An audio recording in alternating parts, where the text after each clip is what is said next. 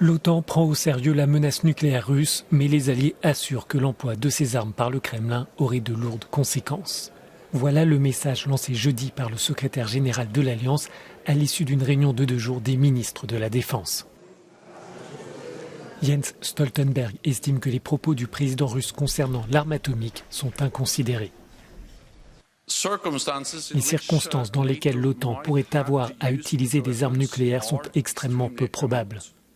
La rhétorique nucléaire de la Russie est dangereuse, imprudente, et elle sait que si elle utilise l'arme nucléaire contre l'Ukraine, cela aura de graves conséquences. Et ils savent aussi qu'une guerre nucléaire ne peut être gagnée et ne devrait jamais être menée.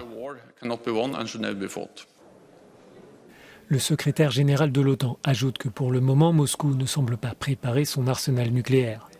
Dans le même temps, la ministre allemande de la Défense précise que 15 pays, dont la Belgique et le Royaume-Uni, se sont entendus sur des plans pour améliorer le système européen de défense aérienne.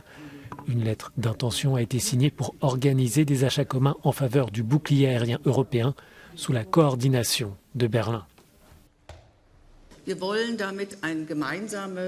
Nous voulons construire un projet commun en matière de défense aérienne au sol et de défense aérienne. En signant le protocole d'accord aujourd'hui, nous lançons cette initiative et nous partageons notre responsabilité commune pour la sécurité de notre continent.